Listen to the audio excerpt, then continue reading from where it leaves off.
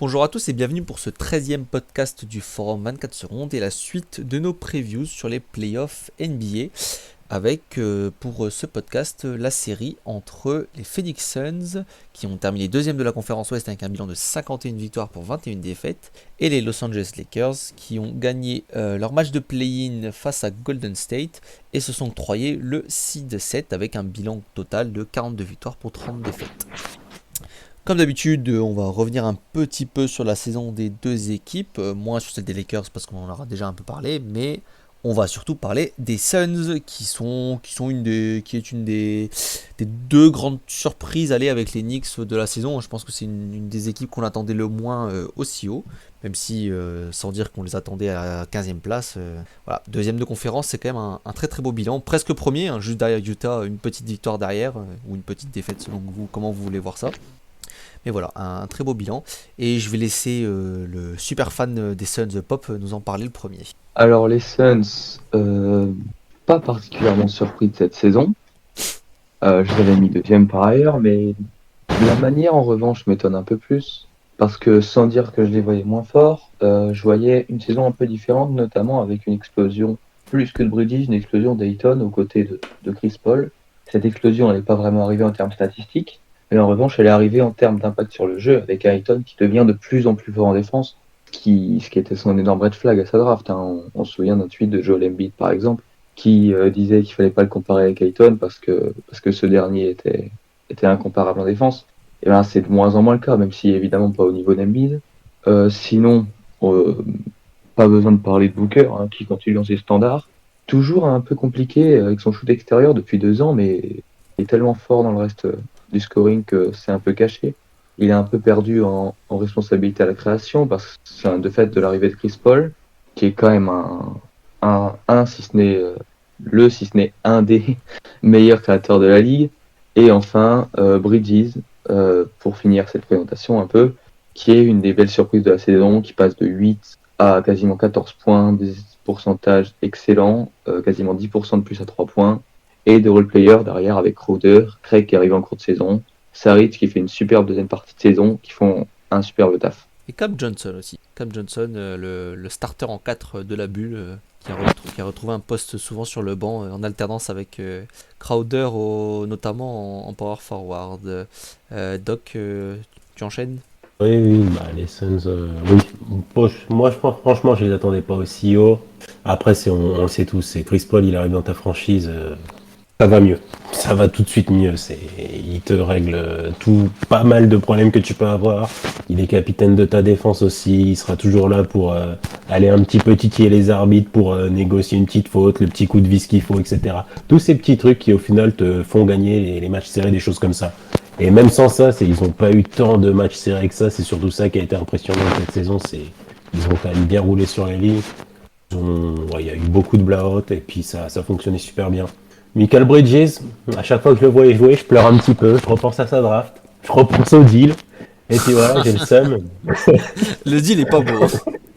Ah non, mais putain, franchement, c'est. Non, encore, au moment du deal, ça peut aller, il y a un first hit à venir 2021 ou 2022, je sais plus trop, mais qui ensuite est parti contre je sais plus quoi, donc il reste rien aujourd'hui. T'es là, et puis tu vois, joueur, t'es là, putain, le gars est de. Enfin, il a fait sa fac à Villanova, je sais plus s'il est né dans le coin, mais en tout cas, c'est Sa, un gars de. sa mère Ouais, travaillait pour il les est né à Sixers, hein. Philadelphie. Sa mère, elle est RH, ouais, pour les Six. Enfin, elle a été, je sais pas si elle est toujours. Cette good story qui se passe chez les Suns, donc voilà, dégoûté. Mais force à lui. Hein. Ouais, ça va Voilà. être à moi, c'est ça l'idée. En toute logique, oui. Excusez-moi. Donc, ouais, les Suns, un petit peu comme Doc, je m'attendais pas à les voir aussi haut. Pour moi, c'était quelque part entre 4 et 7. C'est notamment par l'effet Chris Paul, plus Jack Crowder, parce que Jack Crowder, c'est certes qu'un role player, mais c'est un role player que ça fait toujours du bien d'avoir. Je pense justement que c'est le trade de Chris Paul qui a permis d'avoir ce genre de joueur qui se dit ouais, les Suns, en fait, ouais, c'est pas mal. Ça vaut peut-être le coup d'y aller plutôt que de rester à Miami. Euh, euh, bah, euh, comme disait Doc aussi, souvent des victoires assez faciles. Là, justement, j'ai un peu les scores des matchs sous les yeux. Dans la victoire comme dans la défaite, en fait, c'est souvent assez large. Ils auraient même pu finir premier. Il n'y a pas manqué grand-chose, même si ça me paraît pas déconnant que le Jazz soit quand même devant en fin de saison. Alors après, s'il n'y avait pas eu toutes les blessures, il serait peut-être plutôt 3 ou 4, ce serait tout aussi excellent. C'est assez fort, c'est en dehors de Chris Paul, en plus c'est jeune. Ce qui en playoff peut être un désavantage, surtout que ça va pas manquer d'expérience en face. Maintenant ils sont jeunes, ils ont des cannes et ça peut aussi bien aider contre les Lakers. Parce que les Lakers quand même LeBron sur une jambe, AD sur une jambe aussi. Puis après voilà c'est des role players mais c'est pas non plus j'en vois pas vraiment qu'ils puissent dire voilà bon c'est pas grave le LeBron est qu'à 50%, je vais les poser et puis je vais mettre 30 points par match, donc ça va quand même être dur pour les Lakers à mon avis. Ouais, les Suns, voilà, une belle saison. Bon, on savait que Chris Paul allait corriger un peu quelques défauts, hein, apporter de l'expérience à un groupe relativement jeune. C'est vrai que je m'attendais pas à ce point-là, à les voir jouer aussi bien, aussi vite surtout, parce que ça a quand même assez rapidement décollé, hein, le jeu. Donc voilà, Booker dans ses standards plus habituels, très, très propre en attaque. Moins de création, ça lui a fait beaucoup de bien.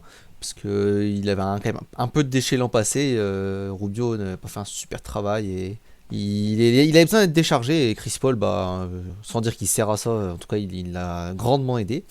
Paul, à son âge, j'ai l'impression qu'il est reparti pour jouer 4-5 ans à un super niveau encore. Il est à la passe toujours parfait, pas une perte de balle, clutch comme pas possible, leader d'équipe sur le parquet, dans les vestiaires, je suis sûr Spy, c'est un leader vraiment impressionnant, quoi, impressionnant, de sérénité, un vrai général, voilà, comme on dit souvent, le général sur le parquet, Paul c'est un vrai général.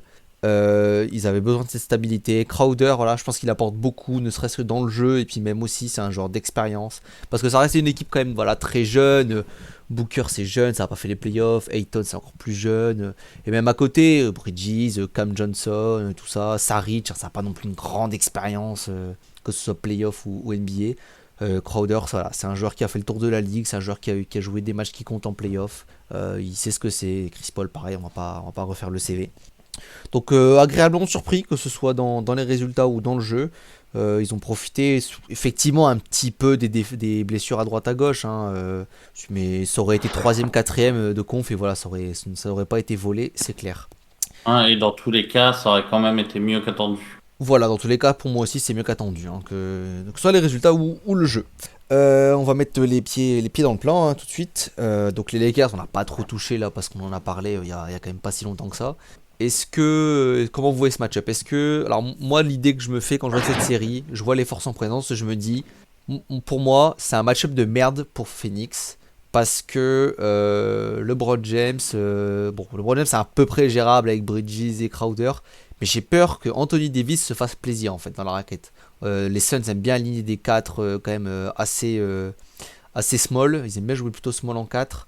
Davis il est quand même encore souvent aligné en 4 avec le gros Drummond à côté, même si j'espère que lui il ne jouera pas plus de 5 minutes dans cette série. Voilà, comment vous voyez un peu le match-up dans cette série, Doc par exemple? Ça va dépendre de la santé de Paul et du nombre de minutes qu'il peut faire. C'est tant qu'il est sur le parquet, il pourra gérer. Je pense qu'il pourra quand même assez bien gérer les Lakers. C'est d'ailleurs, si on a oublié de le préciser, c'est une des grosses différences de cette saison pour les Suns, c'est au niveau de la pace. Ils sont passés, je sais pas combien ils étaient l'an dernier, mais ils devaient être dans le haut. À cette année, ils sont dans les derniers. Ce qui est un effet direct de l'arrivée de Paul et qui aussi, quand on sait que le jeu ralentit en playoff, les a déjà préparés tout au long de l'année pour cette échéance. 97-2 la pace, la 26e pace de la ligue. On est sur du bon jeu placé demi-terrain. Là, il n'y a pas de doute quant à sûrement le meilleur créateur demi-terrain de la ligue. C'est sûr que c'est un gros avantage en playoff, hein. Pop, tu la sens comment la série, toi? Comme tu l'as dit, j'ai un peu d'appréhension sur le match-up Anthony Davis, qui, a priori, ça serait Crowder qui serait aligné contre Anthony Davis, ou Ayton en cas de benchage du duo Gasol-Drummond, ce qui est fort probable, hein, vu leur place dans cette série qui devrait être compliquée. C'est pas des défenseurs qui.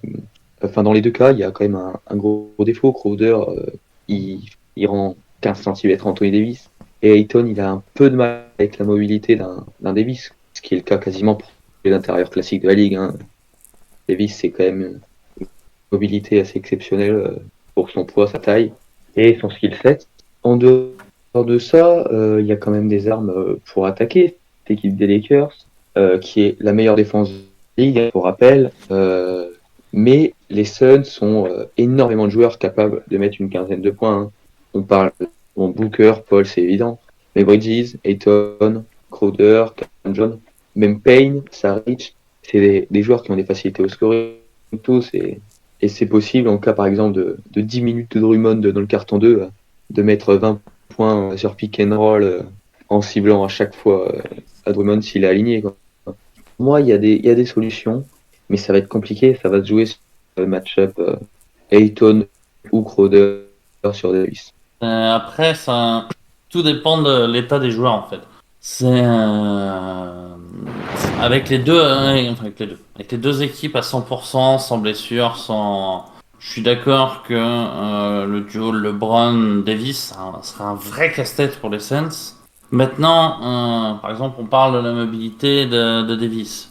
Ok, mais Davis avec sa cheville en vrac, il est quand même presque 2 fois moins mobile, ce qui le rend potentiellement plus facile à défendre pour Ayton, par exemple.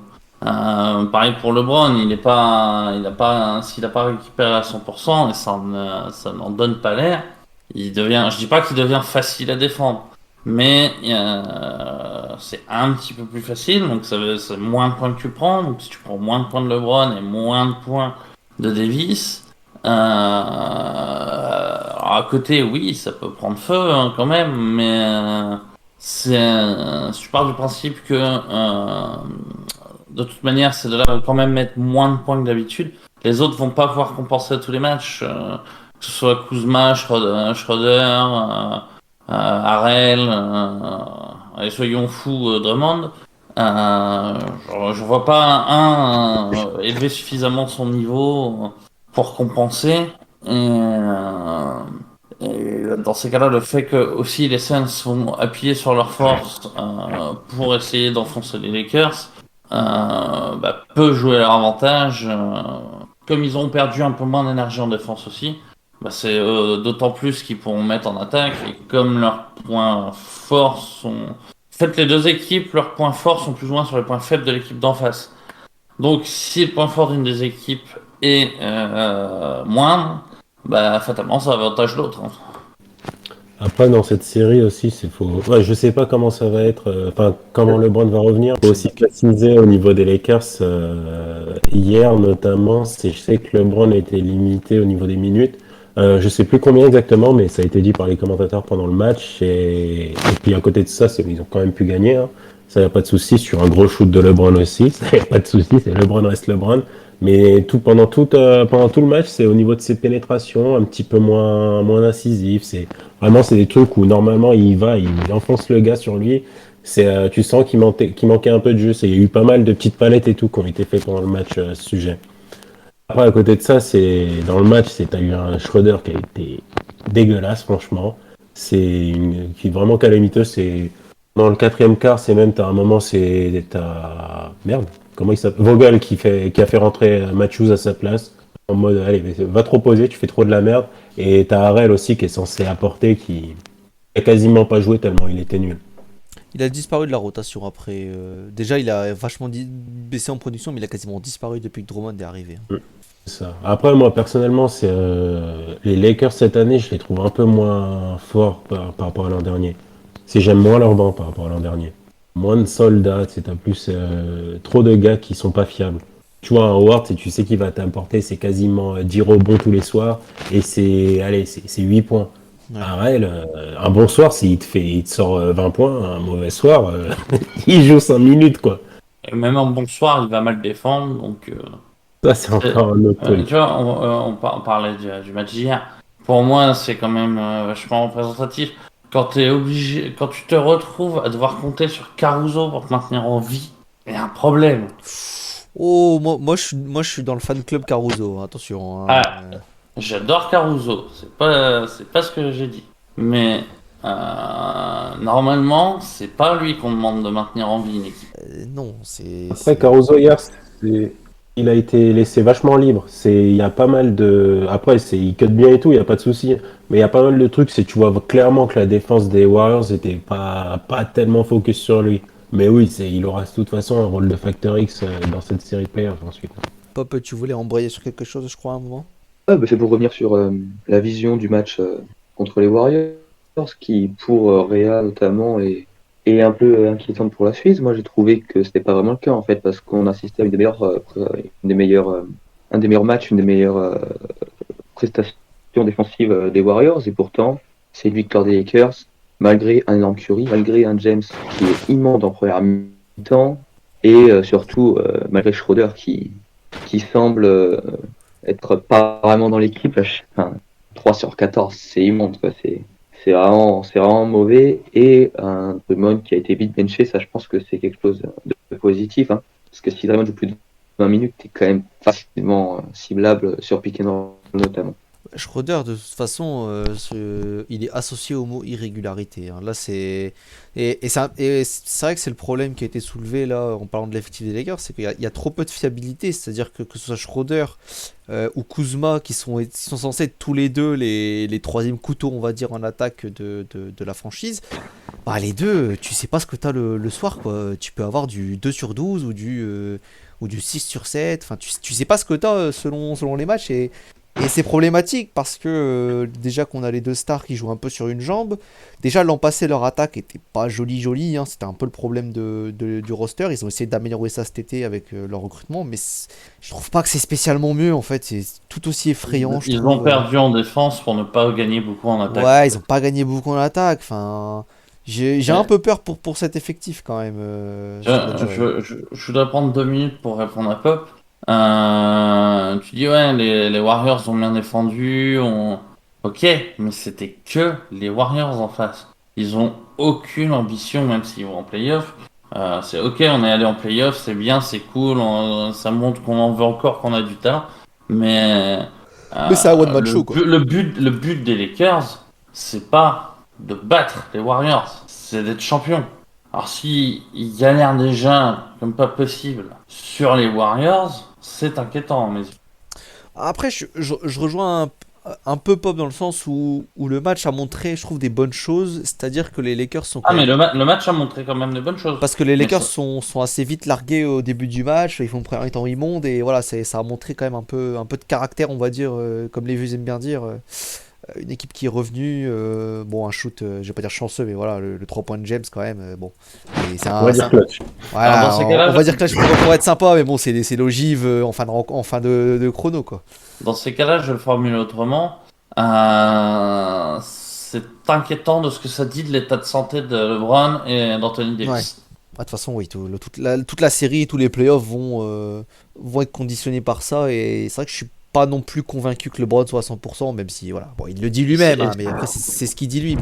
Même sur le terrain, ça se voit que les appuis sont pas très solides parfois. Et c'est pour ça que quand on en arrivera au prono, bah, tu me demanderas le même prono, mais pour une finale de conférence, je te donnerai pas du tout le même que celui que je vais te donner là. Et bah, tu me tends une parfaite perche, puisqu'on va passer au prono, justement. Donc, tu es tout lancé, je t'en prie, donne-moi ton prono, Réa, sur cette série. Ben là, pour moi, 4-1 ou 4-2 Suns. Ok, donc on est sur une grosse victoire des Suns. Grosse victoire des Suns.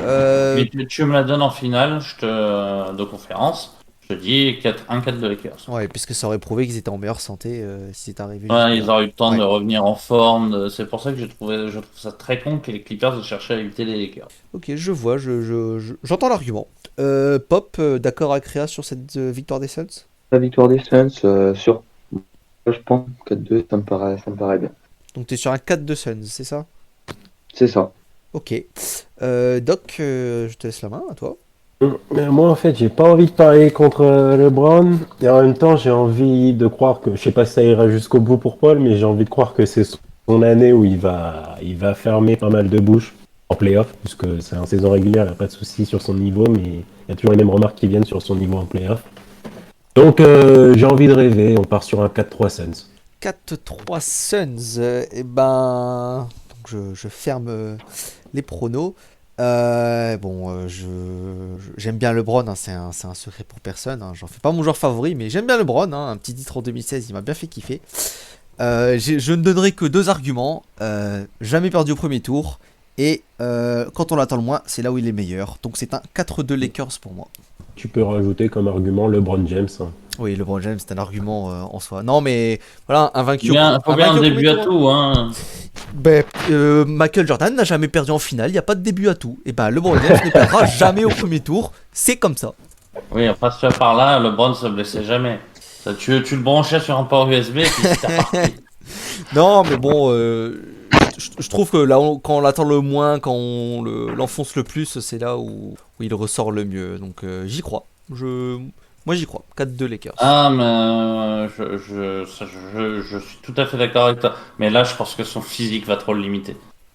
Et ben rendez-vous dans quelques jours, quelques semaines pour la fin de cette série et on verra qui a eu raison. Hein. Je me sens Voilà, il seul. y en a forcément un de nous deux qui aura raison parce qu'on n'a pas parlé la même chose. Ah bah je me sens bien seul là, dis donc. Je m'attendais à un petit collègue quand même quelque part, mais non, je me sens bien Je suis seul. pas loin avec mon 4-3. Et t'es pas loin, ouais.